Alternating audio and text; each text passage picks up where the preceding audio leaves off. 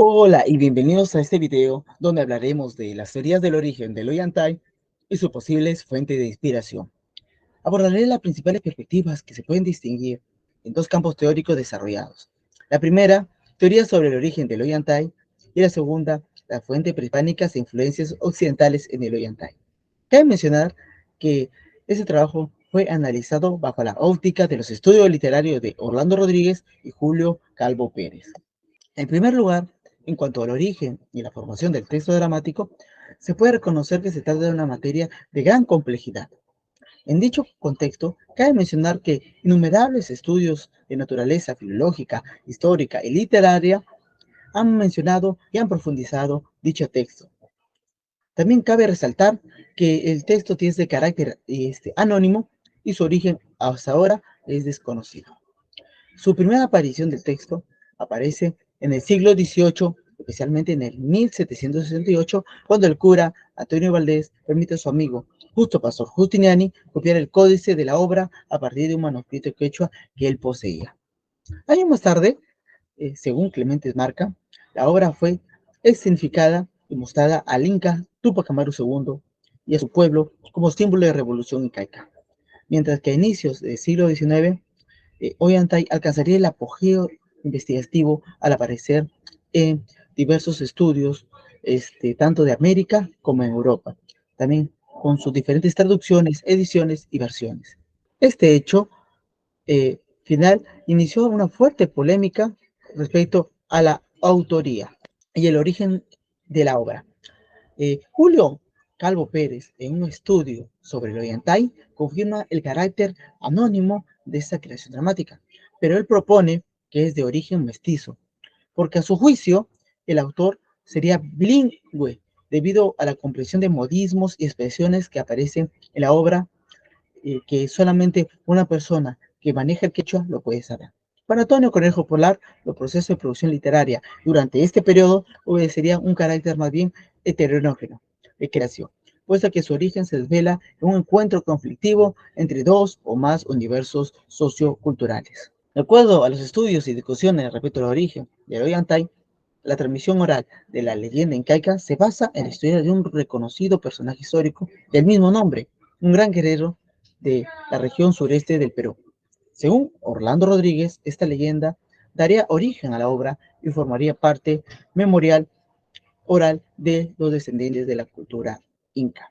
Entonces podríamos decir que la tradición oral se convertiría en la mayor prueba del origen incaico de la obra, imposible de desvincular a la evidencia e influencia europea española en su fijación textual. La tradición oral entonces se convertiría en la mayor prueba de origen incaico de la leyenda, imposible de desvincular a la evidente influencia europea española en su fijación textual. Por su parte, Julio Calvo propone la técnica del rumor como mecanismo de prevalencia y variación de la historia del Ollantay, por lo que argumenta que en 1586 Miguel Cabello Balboa recoge la misma historia en Miscelánea Antártica. Esta obra ha traído constante discusión respecto al origen e influencia de la cultura española sobre la incaica, tema que profundizaremos en el siguiente punto a desarrollar. Según Carlos García Bedoya, el campo de cultivo del Ollantay corresponde a un mundo mestizo, en donde se habla en quechua, pero se piensa en clave española. Es posible que el género propuesto del Ollantay, según los referidos críticos, varíe entre ser huanca o drama histórico, con un estilo realista, propuesto por Rolando Rodríguez, al poseer personajes que existieron en la vida real y que son vinculados directamente de un origen prehispánico. Según lo señalado anteriormente, se es evidente una compleja relación entre los orígenes legendarios y culturales de la obra con su forma escrita y su estructura dramática, por lo que cabe distinguir las influencias de vertientes que alimentan la creación y fijación textual del Ollantay.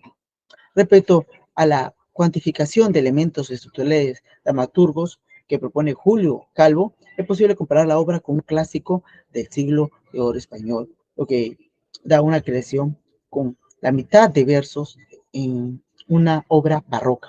En otras palabras del autor, la influencia postbarroca en la obra, según Calvo, podría identificarse en los siguientes elementos: de valorización del presente y búsqueda de la experiencia lejana y pasada, que sus historias se basen en leyendas.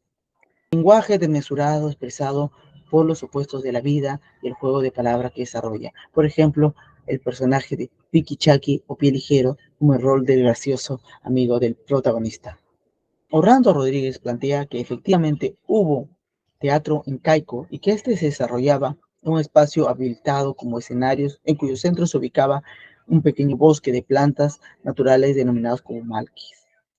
A diferencia de Julio Calvo, Orlando Rodríguez se basa en la información expuesta por Inca Garcilaso de la Vega para ratificar la existencia y manifestaciones teatrales de origen prehispánico. Julio Calvo, en su vínculo de la textualidad del Ollantay con el teatro post-barroco español, identifica en la dramaturgia colonial latinoamericana una fuerte influencia de autores hispánicos como Lope de Vega y Calderón de la Barca.